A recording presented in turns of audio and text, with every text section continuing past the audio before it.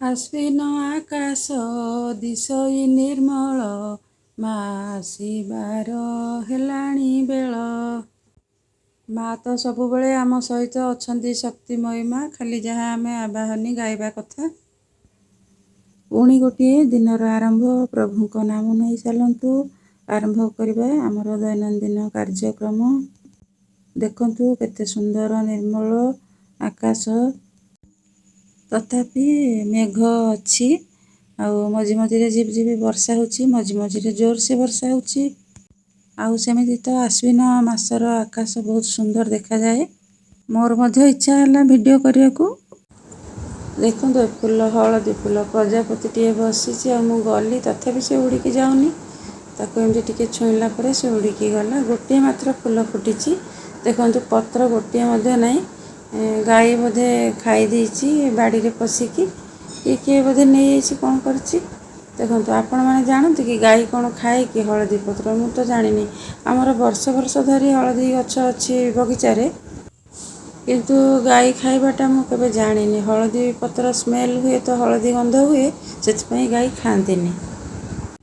ଆଉ ଏଇଟା ଦେଖନ୍ତୁ ନଡ଼ିଆ। ଆଉ ଦ୍ୱିତୀୟ ଓଷା ଦିନ ନଡ଼ିଆ ଭାଙ୍ଗିଥିଲି। ସେ ନଡ଼ିଆ ଫ୍ରିଜରେ ମୁଁ ରଖିଦେଇଥିଲି।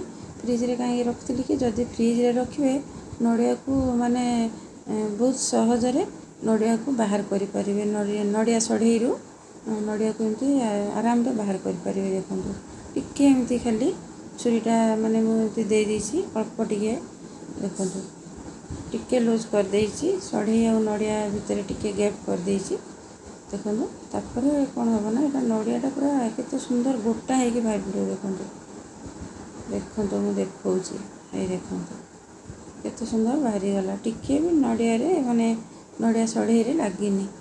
ଦେଖନ୍ତୁ ଏମିତି ଆପଣ ମଧ୍ୟ କରିବେ। ଏଇଟା ଗୋଟେ ଜାଣିବା କଥା, ମାନେ ଫ୍ରିଜରେ ନଡ଼ିଆକୁ ରଖିକି ତା ପରଦିନ ବାହାର କରିବେ।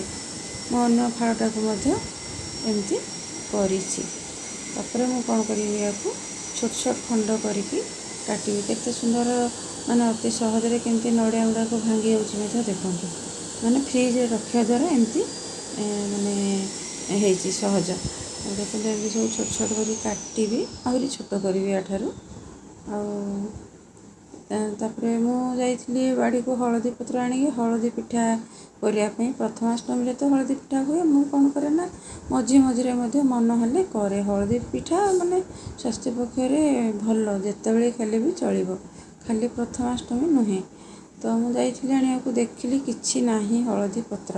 ତାପରେ ମୁଁ କ'ଣ କଲି ନା, ନଡ଼ିଆ ଗୁଡ଼ାକୁ ଏମିତି ସବୁ କାଟିଦେଲି। କାଟିକି ମାନେ କାଟିକିରି ଇଡ଼ଲି କରିବା ପାଇଁ ସେ ପିଠଉରେ ବା ଆଣରେ ପକାଇଛି। ମୁଁ ଦେଖାଇଦେବି। ମୁଁ ଉଷୁନା ଚାଉଳରେ କରିଛି। କେତେ ସୁନ୍ଦର ଦେଖନ୍ତୁ, ନଡ଼ିଆ ଗୁଡ଼ାକ ସବୁ ଛୋଟ ଛୋଟ କରି ମୁଁ କାଟି ଦେଇଛି। ଏଗୁଡ଼ାକୁ ସବୁ କ'ଣ କରିବି, ବିରି ଚାଉଳ ଯେଉଁ ଗ୍ରାଇଣ୍ଡ କରିଥିଲି ସେଥିରେ ମିଶାଇବି। ମୁଁ ଉଷୁନା ଚାଉଳ ବିରିର ପିଠା ଆଜି କରିଛି, ଅରୁଆ ଚାଉଳ ପିଠା କରିନି। ଆକୁ ଆମେ କ'ଣ କରିବା, ଦେଖନ୍ତୁ ମୁଁ ପିଠଉ ବାଟିଛି। ଦେଖନ୍ତୁ, ବା ଆଣ ଯାହାକୁ କୁହାଯାଏ, କେଉଁଠି ପିଠଉ କହନ୍ତି, କେଉଁଠି ଆଣ କହନ୍ତି।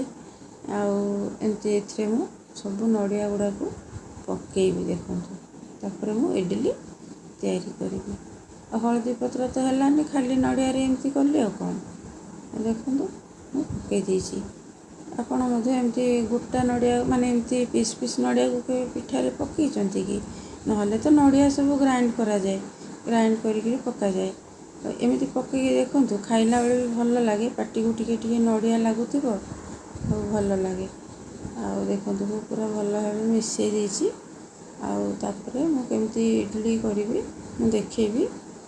ଆଉ ଆପଣ ଭିଡ଼ିଓ ଦେଖୁଥାନ୍ତୁ, ସବସ୍କ୍ରାଇବ୍ ଗୋଟେ ନିଶ୍ଚିତ ଭାବେ କରିବେ। ଆଉ ଆମ ପମ୍ପୁକୁ ଦେଖନ୍ତୁ, ଆମ ବିଲେଇ, ସେ ଭାରି ନଡ଼ିଆ ପ୍ରିୟ। ମୁଁ ଯେତେବେଳେ ନଡ଼ିଆ କାଟୁଥିଲି ସେ ମ୍ୟାଉ ମ୍ୟାଉ ମ୍ୟାଉ ମ୍ୟାଉ ହେଉଥିଲା।